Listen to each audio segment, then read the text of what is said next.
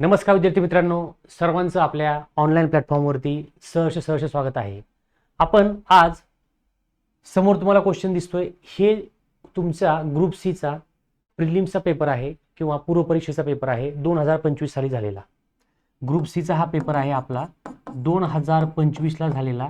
ह्याचे आपण काय करणार आहोत, आपण 10 क्वेश्चन आजच्या लेक्चरमध्ये बघणार आहोत.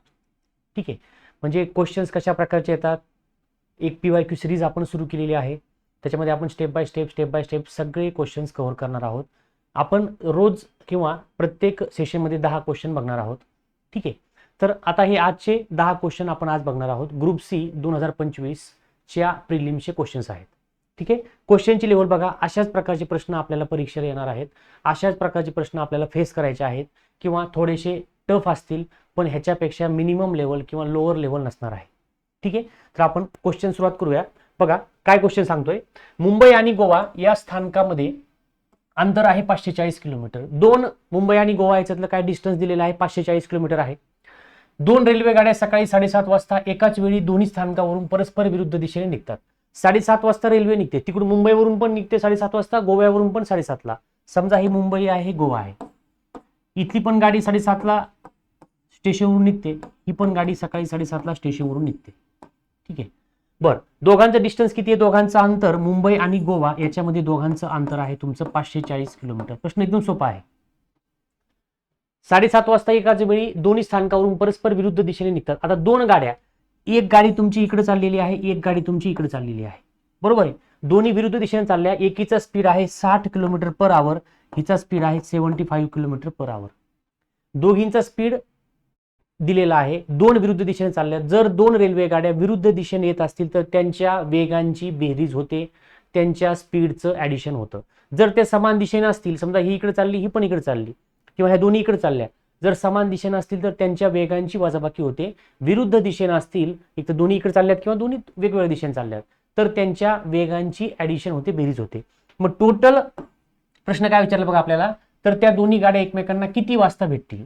आता टाइम इज इक्वल टू काय असतो आपल्याला माहिती, डिस्टन्स अपॉन व्हेलॉसिटी, किंवा वेळ बरोबर अंतर भागिले वेग.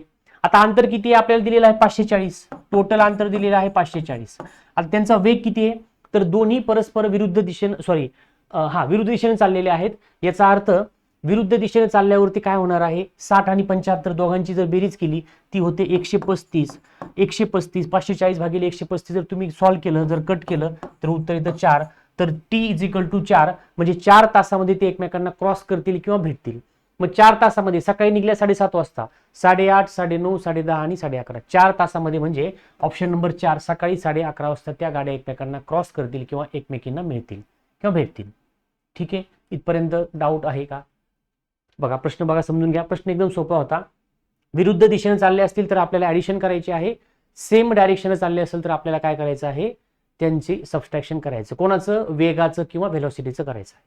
ठीक आहे, पुढचा क्वेश्चन. एक दुकानदार एका कपाटाच्या छापील किमतीवरती 25% सूट देतो. नफा तोट्या टॉपिकवरती प्रश्न आहे हा. दुकानदार काय करतो रे, 25% तुम्हाला सूट देतोय. ठीक आहे, तरीही त्याला काय होतं, 15% नफा होतो, 15% प्रॉफिट होतो. कपाटाची किंमत दिलेली आहे. आता छापील किमतीवरती तो काय करतो, 25% सूट देतो. मग सूट किती आहे, टोटल सूट, किंवा आपण त्याला काय म्हणू शकतो रे, डिस्काउंट 25% आहे. कोणाच्या, तर 23,000च्या, बघा 23,000च्या 25% तुमची सूट आहे.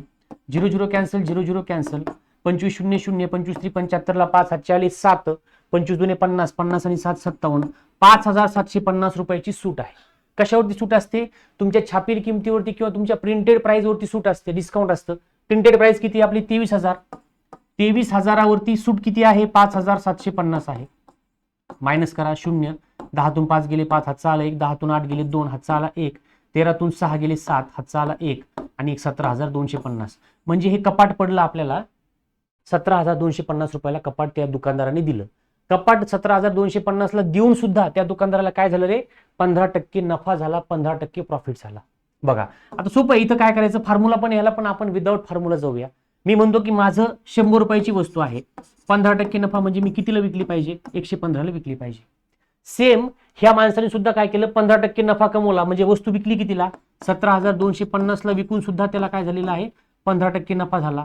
तर त्या वस्तूची आपल्याला काय विचारली, खरेदी किंमत किती आहे किंवा मेन किंमत किती होती, मूळ किंमत. मग क्रॉस मल्टिप्लिकेशन करा. 17,250 भागिले गुणिले 100 आणि हा जो भागिले आहे 115 तिथे येणार आहे 115 बरोबर आहे 115. जर तुम्ही ह्याला सॉल्व्ह केलं प्रॉपर लेवलला पहिल्यांदा काय करू आपण 5 ने भाग देऊया. ठीक आहे 5 दुने 10 हातचा आला 1 15 झाला 5 त्रिक 15 बरोबर आहे 5 दुने 10 11तून 10 गेले खाली उरला 15 झाला 5 त्रिक 15. ठीक आहे परत 5 ने जर भाग दिला आपण इथं भाग देऊया 20 होतो. ठीक आहे आणि हे जर कॅल्क्युलेशन तुम्ही केलं 17,250 23चा जर पाडा म्हणलं तुम्ही 17,250 ने जर करू शकतो आपण 17,250 भागिले जर 23 केलं. ठीक आहे 23 केलं तर जर तुम्ही सॉल्व्ह केलं तर तुम्ही जर प्रॉपर कट वगैरे सॉल्व्ह केलं तर ह्याचं उत्तर येणार आहे डायरेक्टली 1500 उत्तर येतं. हे आता कॅल्क्युलेशनचा पार्ट आहे. इथं फक्त आपल्याला काय करायची प्रोसेस समजून घ्यायची बाकी कॅल्क्युलेशन काही नाही. 23चा पाडा म्हणा 17,250 सॉल्व्ह करा गुणाकार 20 ने करा बरोबर 750 मे बी येऊ शकतं त्याचं उत्तर 75 उत्तर येईल. ह्याचं जर कट वगैरे केले आपण 75 दुने 250 75 दुने 150 बरोबर 00 आणि 150 तर हे उत्तर जर तुम्ही केलं तर 7 ने भाग जाईल आणि नंतर दुसरा भाग तुमचा 5 ने बसणार आहे. ठीक आहे जर सॉल्व्ह केलं तर तुमचं उत्तर येऊन जाईल डायरेक्टली 1500 उत्तर येतं आपलं 1500. ठीक आहे तुम्ही चेक करू शकता. पुढचा क्वेश्चन बघा खालील स्तंभालेखावरून वर्ष 1976 ते 1980 पर्यंत उत्पादन किती टक्क्यानं कमी झाले. काय विचारलं बघा आपल्याला 1976 पासून 1980 पर्यंत उत्पादन किती टक्क्यानं कमी झालं.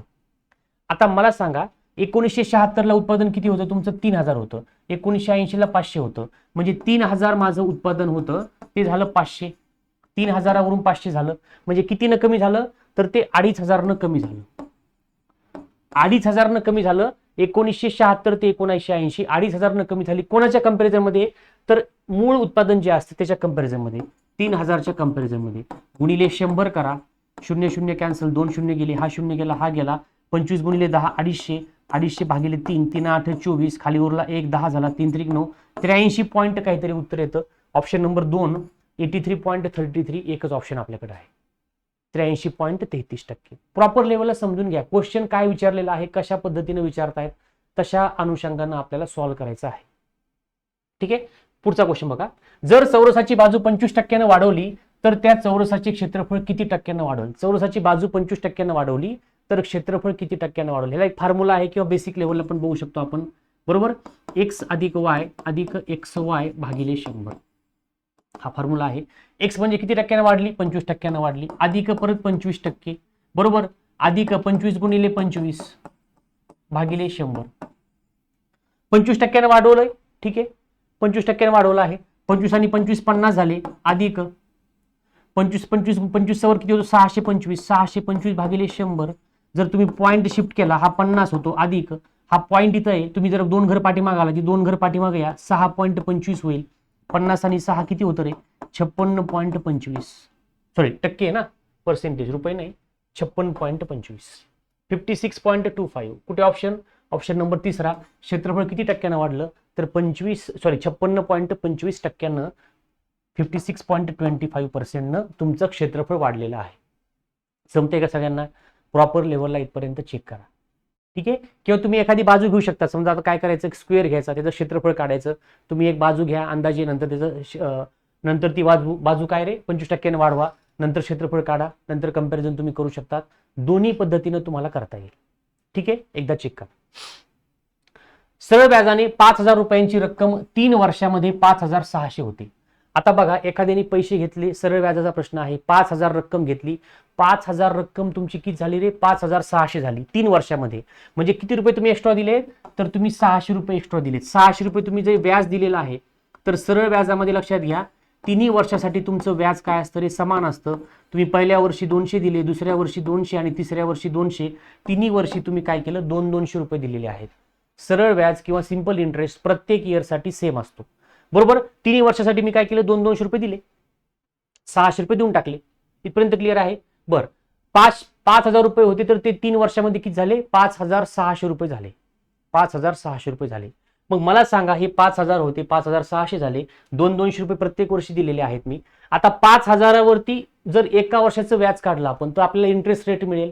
आता 5000च्या 200 म्हणजे काय एका वर्षाचं व्याज आहे 5000च्या 200 म्हणजे किती टक्के तर 5000च्या 4% म्हणजे 200 होतात, बरोबर.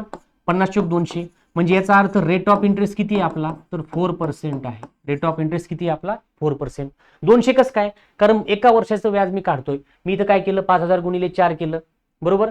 आणि इथं काय केलेलं आहे, म्हणजे एका वर्षासाठी कॅल्क्युलेट केलं. तर 5000चे एका वर्षाचे 200 रुपये कसे यायचे, तर किती टक्क्यानं, तर 4% दिले असतील, तेव्हा ते 5000चे 4% 200 होतात. म्हणजे मला रेट ऑफ इंटरेस्ट 4% कळाला. किंवा तुम्ही फॉर्म्युला ठेवू शकतो, सरळ व्याज बरोबर मुद्दल दर वेळ भागिले 100, त्याच्यामध्ये फॉर्म्युला ठेवा, उत्तर तुमचं पण येणार आहे. इथपर्यंत क्लिअर आहे. नंतर व्याजदरामध्ये 3% वाढ केली. 4 होतं, आता नवीन व्याजदर काय झालं, नवीन व्याजदर झालं 7%. पहिले 4 होतं ना, 4 होतं, 3% वाढ केली, 3% वाढ केली, 7% झालं. आता 7% वाढ झालं तर याच रकमेनं 3 वर्षानंतर व्याज किती होईल. मग एका वर्षाचं व्याज काढा, 5000 आहेत, त्याचे 7% काढा, बरोबर. 5000चे काय काढायचे आपल्याला, 7% काढायचे, 7%. किती होतंय, 350 होतं, बरोबर. 350 होतं.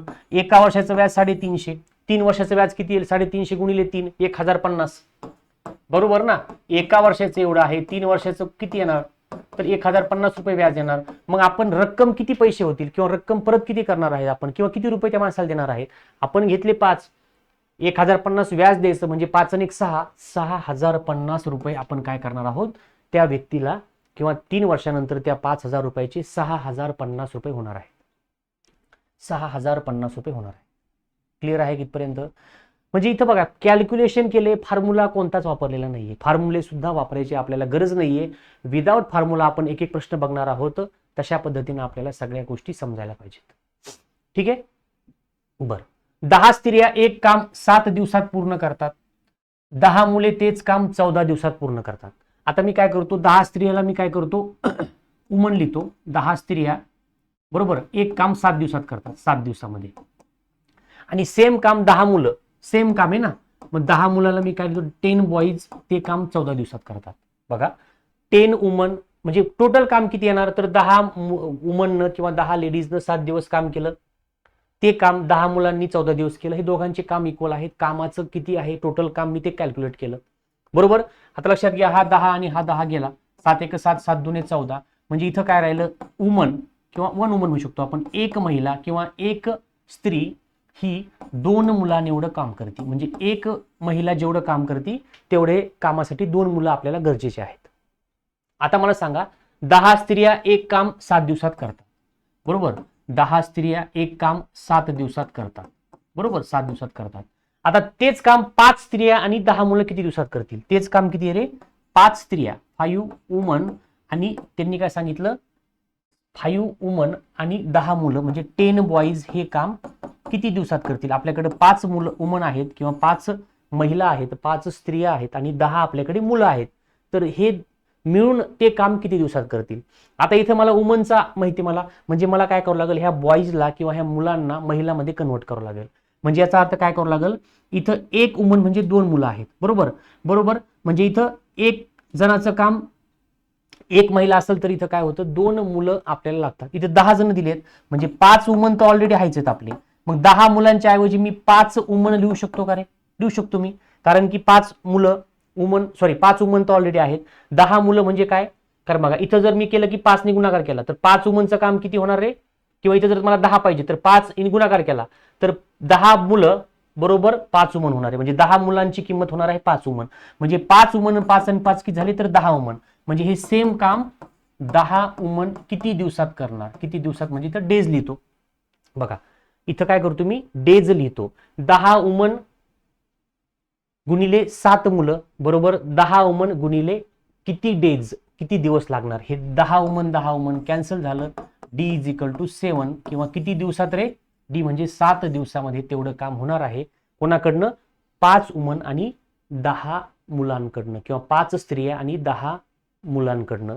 ह्याला मी कन्वर्ट असं केलं. आणि ह्याचा बघा 10 वुमन आणि हे 7 मुलं, 10 वुमन किंवा 10 स्त्रिया 7 दिवसात जेवढं काम करतात तेवढंच 10 वुमन किती दिवसात करतील. मग हे काय केलेलं आपण 7 दिवसामध्ये, हे झालं कॅन्सल. तर डी ची व्हॅल्यू काय आली, हे 10 वुमन कसं काय आलं, ह्याच्यापासून आलं, इकडनं आपण ट्रान्सफर केलं त्याला. ठीक आहे. तर अशा प्रकारचे क्वेश्चन्स एक्झामला येतात. तर अशा प्रकारचे क्वेश्चन्स आपल्याला आलेच पाहिजेत. तशा अनुषंगानं एकदा चेक करत चला. ठीक आहे, पुढचा क्वेश्चन बघूया. एका संख्येची 4 पंचमांश ही त्या संख्येच्या 60% पेक्षा 10 ने जास्त असल्यास ती संख्या कोणती? दोन्ही याच्यामध्ये प्रश्न घेतले. तुम्हाला जो फॉर्मॅट किंवा म्हणजे जे इंग्लिश असेल किंवा मराठी तुम्हाला जे योग्य वाटेल, जे सोपं वाटेल त्याच्यामध्ये तुम्ही सॉल्व्ह करू शकता. बघा, एका संख्येची 4 पंचमांश, संख्याच मला माहिती, मी म्हणतो संख्या x आहे. एका संख्येची 4 पंचमांश ही किती आहे? तर ही त्या संख्येच्या 60% पेक्षा, त्या संख्येच्या 60% पेक्षा, त्या संख्येच्या 60% पेक्षा 10 ने जास्त आहे. त्या संख्येच्या 60% पेक्षा 10 ने जास्त आहे. ठीक आहे, आता ह्याला काय करतो मी, 20 त्रिक 60, 20 पंचे 100, म्हणजे 4x भागिले 5 बरोबर x गुणिले 3, 3x भागिले 5 बरोबर. आणि इथं काय होणार आहे, चिन्ह तुमचं अधिक 10 जे आहे ते चिन्ह तुमचं ऍड होणार आहे. 4x भागिले 5 ला असंच ठेवलं, वजा 3x भागिले 5 बरोबर 10. मग मला सांगा इथं काय होईल, 4x भागिले 5 वजा 3x भागिले 5 बरोबर 10. दोघांचा बेस कॉमन आहे. इथं मी 5 ला 5 घेतला, अपूर्णांकाची वजाबाकी आहे पण तुमचा छेद समान आहे. 5 ला 5 घेतला, 4x मायनस 3x. ठीक आहे, तुम्हाला दाखवण्यासाठी केलं आपण तेवढं, किंवा हे इजिकल टू चिन्ह वरती घ्या. ठीक आहे, इजिकल टू 10. 4x मधून 3x गेला म्हणजे x राहिला. x बरोबर 5 गुणिले 10 50 झाला. x ची किंमत किती आली? 50. प्रश्न काय विचारला, तर ती संख्या कोणती? तर ती संख्या कोणती आहे? तर 50 आहे. ऑप्शन नंबर 3 तुमचं उत्तर यायला पाहिजे. ऑप्शन नंबर 3 हे तुमचं आन्सर यायला पाहिजे किंवा आलेलं असेल. ठीक आहे, पुढचा क्वेश्चन बघा, 88 नंबरचा. मिश्र धातू ए आणि बी मध्ये तांबे आणि जस्त यांचे प्रमाण अनुक्रमे 4:3 आणि 9:5 आहे. दोन मिश्र धातू आहे आपल्याकडे ए आणि बी, ए आणि बी मध्ये. ह्याच्यामध्ये प्रमाण किती आहे रे? 4:3 प्रमाण आहे आणि ह्याच्यामध्ये प्रमाण आहे 9:5. बर, आता मला सांगा, दोन धातू आहेत तांबे आणि जस्त, ह्याच्यामध्ये हे तांबा आणि जस्त, हे तांबा आणि हे जस्त आहे. हे दोन्ही मिश्र धातू समान प्रमाणात मिसळले, समान प्रमाणात म्हणजे सेम क्वांटिटी जर आपण ऍड केले तर त्या सी मिश्र धातूमधील तांबे व जस्त यांचे प्रमाण किती? तर सी जर नवीन जो आपण तयार करतो त्याच्यामध्ये तांबे आणि जस्त यांचं प्रमाण किती? आता एक काम करा, हा जो 4 भाग 3 भाग 9 भाग 5 भाग बेरीज करा बरं. 4 आणि 3 7 भाग झाले, 9 आणि 5 14 भाग झाले. इथपर्यंत क्लिअर आहे? बरोबर आहे. आता जर तुम्ही समजलं, मला सांगा ह्याचा लसावी तुम्हाला काढावा लागेल किंवा आपण त्याला मराठी इंग्लिशमध्ये एलसीएम म्हणतो. ह्यांचा लसावी काय येईल रे? दोघांचा लसावी 14 येणार आहे. किंवा आता हे 14 भाग हे 7 भाग आहे, ह्या 7 भागाला मला 14 मध्ये कन्वर्ट करावं लागणार आहे. मग मी काय करेल, इथं मला 2 ने गुणावं लागेल किंवा मी 2 ने जर गुणलं तर हे 14 भाग होणार आहे. बरोबर ना? मग एक काम करा, 2 ने तुम्ही 4 ला पण गुणा, 2 ने तुम्ही 3 ला पण गुणा. आता बघा, ए ला मी काय लिहू शकतो, 4:3 प्रमाण आहे बरोबर. ह्याला पण 2 ने गुणतो, ह्याला पण 2 ने गुणतो. काय झाला, 4 दुने 8 आणि हा 3 दुने 6. आता हे बेरीज करा बरं. हा झाला 14 भाग आणि तुमचा बी ऑलरेडी होताच ना, तुमचा जो बी आहे तो बी तुमचा ऑलरेडी 9:5 होताच की, म्हणजे हा तुमचा 14 भाग झालेलाच आहे ऑलरेडी. हा पण 14 झाला, हा पण 14 झाला. याचा अर्थ तुमचं भाग सम प्रमाणात झालेले आहे, तुमची क्वांटिटी सेम झालेली आहे. मग सेम प्रमाणात असेल तर तुम्ही मिक्स करू शकता, तुम्ही ऍड करू शकतात. मग आपल्याला सी क्वांटिटी तयार करायची आहे. सी क्वांटिटी मध्ये सुद्धा काय रेशो आपल्याला घ्यावा लागणार आहे किंवा रेशो आपल्याला दिलाय. मग रेशो मध्ये सी मध्ये बघा, हा तांबा आणि जस्त, हे तांबे आणि जस्त आहे. मग 8 आणि 9 किती होतील? 8 अधिक 9 हे तांबे झालं आणि 6 आणि 5 हे तुमचं काय झालं? जस्त झालं. बरोबर ना? तांबे आणि जस्त, कॉपर आणि झिंक. हे कॉपर आहे 8 भाग ए चे, बी चे 9 भाग कॉपर घेतला, ए चे 6 भाग झिंक घेतला आणि बी चे 5 भाग झिंक घेतला किंवा जस्त घेतलं. बेरीज करा, 8 आणि 9 17 आणि 6 आणि 5 11. तर सी मध्ये जर आपण समप्रमाणात मिसळलं, सेम अमाऊंट मध्ये आपण मिसळलं तर 17/11 किंवा त्यांचा रेशो होणार आहे 17:11. 17:11 किंवा 17:11 हा त्याचा रेशो होणार आहे. जमते का सगळ्यांना? काही डाऊट असतील तर काय करत चला रे, विचारत चला. ठीक आहे, चलो पुढचा क्वेश्चन घेऊया. दोन क्रमागत विषम संख्यांच्या वर्गातील फरक 112 आहे. प्रश्न सोपा आहे. विषम संख्या म्हणले, पहिली मी x म्हणलं, दुसरी काय होईल माझी? तर x अधिक 2. विषम संख्या जरी असल्या तरी सुद्धा बघा कसं काय, समजा मी म्हणतो की माझी पहिली संख्या 5 आहे, दुसरी काय होणार आहे? 7. ह्याला मी x म्हणलं, 7 कशी भेटतील मला? ह्या x मध्ये मी जर 2 मिळवले. ठीक आहे, एखादा म्हणलं सर माझी संख्या पहिली 19 आहे, दुसरी 21 आहे. बरं ठीक आहे, ह्याला मी x म्हणलं, हे 21 कसे भेटतील? ह्या x मध्ये 2 मिळवल्यानंतर. म्हणजे तुम्ही कोणतीही क्रमागत समसंख्या घ्या किंवा क्रमागत विषम संख्या घ्या, तुम्हाला पहिली x आणि दुसरी x अधिक 2च घ्यायची आहे. काही विद्यार्थ्यांना काय वाटतं, विषम संख्या म्हणल्यावर इथं x अधिक 1 घ्यायचा, तसं नाहीये. आणि सम म्हणल्यावर x अधिक 2 घ्यायचा. सम घ्या किंवा विषम घ्या, तुम्हाला x आणि x अधिक 2 असंच तुम्हाला ऍड करणं अपेक्षित आहे. ठीक आहे. आता काय सांगितलं, त्यांच्या दोन क्रमागत विषम संख्यांच्या वर्गातील फरक 112 आहे. वर्गातील फरक 112 आहे. समजा हा x अधिक 2 वर्ग वजा x चा वर्ग, ह्यांचा जो फरक आहे तो 112चा आहे. तुम्हाला फॉर्म्युला माहिती आहे का रे, हा झाला तुमचा a अधिक b चा वर्ग. बरोबर, काय फॉर्म्युला आहे तुमचा, a अधिक b चा वर्ग हा होईल तुमचा a square plus 2ab plus b square. फॉर्म्युले पाठ पाहिजे. a च्या ऐवजी x आहे, b च्या ऐवजी 2 आहे, म्हणजे हा काय होईल एक्स स्क्वेअर प्लस बेदुने 4x अधिक 4 वजा x चा वर्ग बरोबर 112. x चा वर्ग आणि x चा वर्ग कॅन्सल झाला. 4x बरोबर तुमचा काय होईल, 4 तिकडे गेला, हा झाला 108. x ची किंमत किती येईल, 4 दुने 8, 4 ने भागाकार करा, 10 तून 8 गेले 2, 28, 4 7 28, x ची किंमत 27 आली. प्रश्न काय विचारला, स्मॉलर नंबर, स्मॉलर हा 27 आहे आणि हा 27 2 29 आहे, छोटा कोण याच्यातला 27 आहे. मग स्मॉलर नंबरचा काय विचारला त्यांनी, स्क्वेअर विचारलाय. 27चा वर्ग पाढेपाठ घन, वर्ग घन पाढेपाठ पाहिजे आपल्याला, इथं वर्ग पाठ पाहिजे. 27चा वर्ग आता जरी नसलं तर 27 गुणिले 27 जर तुम्ही ऑब्झर्व केलं, ठीक आहे, 27 गुणिले 27 केलं, 7 49, एकक स्थानी तुमच्या किंवा युनिट प्लेसला 9 येतं. शेवटी 9 असलेलं ऑप्शन कुठे, तर शेवटी 9 असलेला ऑप्शन आपल्याकडे एकच आहे, ऑप्शन नंबर 2. 27चा वर्ग 729 येतो, किंवा शेवटी 9 असलेला ऑप्शन एकच आहे. इथं तुमचं उत्तर सोपं होऊन जातं. म्हणजे असं आपल्याला उत्तर आल्यानंतर शेवटचं एकदा आन्सर चेक करणं आवश्यक आहे, ऑप्शन्स चेक करणं आवश्यक आहेत. ठीक आहे, आता पुढचा प्रश्न बघूया. शेवटचा प्रश्न आहे आजच्या लेक्चरचा. काय दिले बघा, इथं तुम्हाला सोल्युशन करायचंय किंवा सॉल्व्ह करायचंय, सिम्प्लिफाय करायचं आहे. आता इथं मला काय दिलं बघा, 0.11चा वर्ग बरोबर मायनस 0.01चा वर्ग भागिले 1.2. आता हा काय माहितीये का तुम्हाला, जर तुम्ही नीट विचार केला तर हा तुमचा a square minus b square आहे. हा तुमचा आहे a square minus b square, एका ब्रॅकेटमध्ये a प्लस b, एका ब्रॅकेटमध्ये a मायनस b. म्हणजे तुम्हाला काय करावं लागेल माहितीये, ह्याला मी असं लिहू शकतो 0.11 अधिक 0.01, दुसऱ्या ब्रॅकेटमध्ये 0.11 वजा 0.01 भागिले 1.2. आता आपण काय करू, इकडे बेरीज करूया. 0.11 अधिक 0.01, 1 1 2 1, 0.12 आलं, पहिल्या ब्रॅकेटमध्ये आलं आपलं 0.12. दुसऱ्या ब्रॅकेटमध्ये काय येणार, वजाबाकी जर समजा आपण केली बघा, 0.11 वजा 0.01 0 1 0, म्हणजे 0.10. ह्याला मी काय लिहू शकतो, तर ह्याला मी 0.1 लिहू शकतो, कारण पॉईंट नंतर शून्याला काहीच किंमत नाहीये. मग हा झाला तुमचा 0.1 भागिले 1.2. आता 0.12 गुणिले 0.1, तर काय करतो, 12 गुणिले 1 12 लिहितो सरळ सरळ. ठीक आहे, आता पॉईंट नंतर 2 संख्या, इथं पॉईंट नंतर 1 संख्या, म्हणजे पॉईंट नंतर आपल्याला 3 संख्या पाहिजेत, पॉईंट नंतर आपल्याला 3 संख्या. हा झाला तुमचा 1.2. ठीक आहे, आता हे असं आलं, ह्याला सॉल्व्ह कसं करायचं लक्षात घ्या. ह्याला सॉल्व्ह कसं करायचं, तर समजा मी 2 पॉईंट पुढे शिफ्ट केला बरं का, 2 पॉईंट पुढे शिफ्ट केला, हा होणार 1.2, हा 1.2 ऑलरेडीच आहे, गुणिले 2 पॉईंट पुढे शिफ्ट केलं म्हणजे मी 2 झिरो खाली घेऊ शकतो छेदामध्ये, म्हणजे हा झाला माझा कॅन्सल. 1/100 आला, 1/100ला मी काय लिहू शकतो, तर 1/100ला परत मी काय करणार, 2, माझा पॉईंट सध्या इथे 2 पॉईंट पाठीमागे या, म्हणजे मी ह्याला काय लिहू शकतो 0.01. ऑप्शन आहे का, ऑप्शन नंबर पहिलाच आहे 0.01. पॉईंट शिफ्टिंग आली पाहिजे, 1/100ला मी 0.01 लिहू शकतो.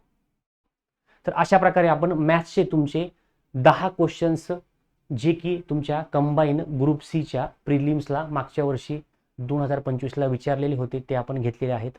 पुढच्या पार्टमध्ये आपण काय करणार आहोत, रिझनिंगचे किंवा उरलेले 10, त्याच्यामध्ये काही मिक्स प्रश्न सुद्धा आहेत. मिक्स म्हणजे तो पूर्णच्या पूर्ण 10 उरलेले क्वेश्चन रिझनिंगचे नाही, त्याच्यामध्ये काही क्वेश्चन्स आपले मॅथ्सचे किंवा अंकगणिताचे सुद्धा टाकलेले आहेत.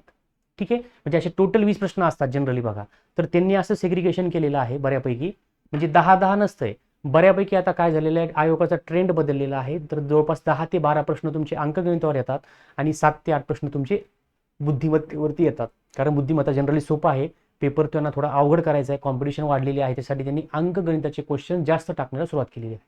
ठीक आहे, तर अशा पद्धतीने आपण इथं लेक्चर घेतलेलं आहे. लेक्चर नक्कीच कसं वाटलं सांगा, कमेंट करा. ठीक आहे, धन्यवाद.